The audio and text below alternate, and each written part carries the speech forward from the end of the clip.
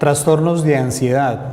Otra de las categorías que hacen parte de las prevalencias más comunes o más frecuentes en la población mundial.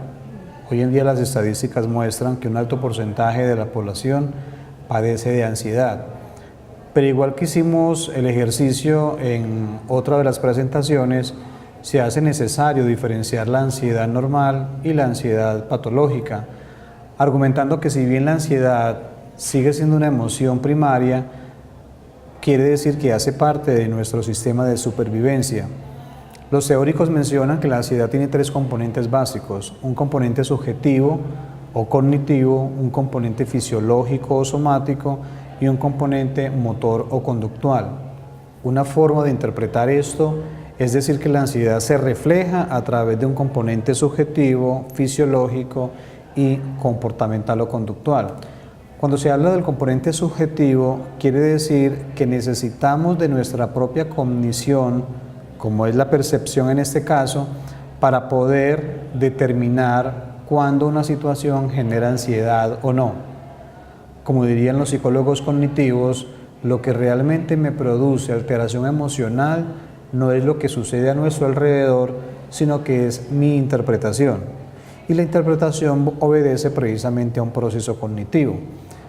El componente subjetivo incluye un amplio espectro de variedades relacionadas con la percepción que hacemos de los estímulos y constituye el elemento central, pues sin lo perceptivo no podría haber ansiedad como tal. A nivel fisiológico hay una cantidad de síntomas que creo que todos conocemos porque son supremamente visibles. Cambios en el sistema nervioso autónomo y que pueden reflejarse a través de la sudoración, a través de la dilatación pupilar, del temblor, del incremento de la tensión muscular, de la palidez facial, de enrojecimiento en el cuello o enrojecimiento en nuestra cara o alguna parte del cuerpo seguramente nos va a temblar. Otra de las formas en que se evidencia la sintomatología física tiene que ver con lo interno, aquello que no se logra evidenciar, o al menos no se logra ver: la aceleración cardíaca, el descenso de la salivación o la boca seca, la aceleración respiratoria que nos hace a veces sentir que nos estamos ahogando o que no podemos respirar, y aparecen funciones involuntarias como son los vómitos, diarreas inclusive o palpitaciones que, repito, no logramos controlar. Y hay cierto tipo de conductas o manifestaciones comportamentales que también nos hace saber cuando estamos ansiosos, y tiene que ver con respuestas de evitación o de escape. A veces, precisamente por la misma ansiedad, evitamos el contacto con cierto tipo de estímulos o de situaciones precisamente para evitar lo incómodo que termina siendo esos síntomas ansiosos. Cuando se habla de la ansiedad entonces como emoción primaria o emoción normal, es porque esta se hace necesario y repercute precisamente a nuestra supervivencia. Pero esa ansiedad puede ser muy intensa, puede ser frecuente en el tiempo y puede ser demorada en sus síntomas, que lleva a que se convierta en un trastorno de ansiedad. El trastorno de ansiedad es la patología, es la enfermedad como tal, y se define precisamente como un síndrome clínico en el que la ansiedad es la perturbación predominante o central de quien la padece. El trastorno de ansiedad se define por la presencia predominante de los síntomas que acabo de mencionar, siendo estos muy excesivos, bastante irracionales, muy intensos, persistentes y lógicamente que perturban la vida cotidiana del sujeto, desde lo laboral, desde lo social, de pareja, familiar, personal, etcétera, etcétera. Se caracteriza también por conductas de evitación, lo que quiere decir que generalmente las personas con trastornos de ansiedad siempre van a evitar el estímulo ansiógeno o el estímulo que les produce precisamente dicha sintomatología, como el caso de las fobias, por ejemplo. El DSM-4 maneja una clasificación amplia de todos aquellos trastornos en los que predomina la ansiedad. Uno de ellos es el trastorno de angustia. Tiene que ver con un trastorno en el cual el sujeto constantemente anticipa episodios ansiosos. trastorno de angustia con agorafobia. La agorafobia, cuando se habla de agora, significa lugar, y fobia de miedo intenso. A lo que se refiere la agorafobia es miedo a lugares o a situaciones donde escapar sea bastante embarazoso o bastante difícil. Entonces a veces se combina el trastorno de angustia o el trastorno de ansiedad o el trastorno de pánico y la agorafobia. Unidos se llamaría entonces trastorno de angustia con agorafobia. Otro puede ser agorafobia sin historia de trastorno de angustia.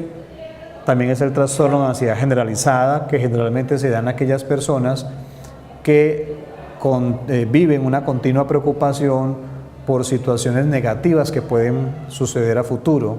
Es decir, esta persona anticipa constantemente que algo negativo siempre va a pasar, y la característica esencial es la preocupación. Está el mundo de las fobias, la fobia específica, la fobia social y una cantidad de fobias que se encuentra a través de la literatura. Y en términos generales, fobia tiene que ver con un miedo supremamente intenso, desproporcionado e irracional, que el sujeto conscientemente califica e identifica como algo precisamente que no tiene ningún tipo de funcionalidad. El trastorno obsesivo compulsivo de ansiedad, también conocido como TOC, tiene que ver con obsesiones o pensamientos rumiantes que el sujeto mantiene allí y que entran precisamente a su mente de una manera intrusiva y genera ansiedad, porque el sujeto quiere controlar precisamente estos pensamientos.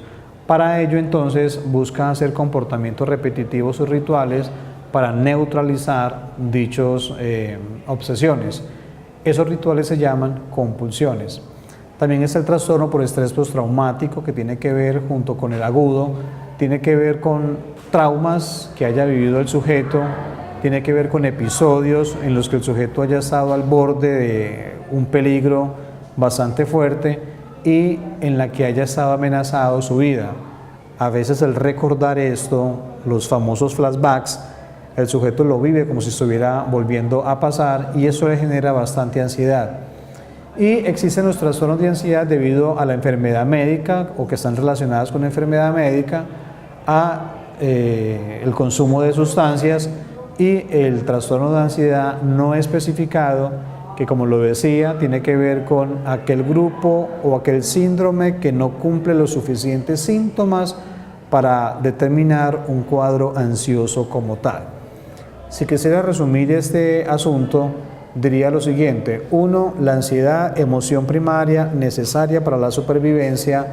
2. Tiene 3 componentes básicos, uno que es cognitivo, otro que es fisiológico y otro que es conductual.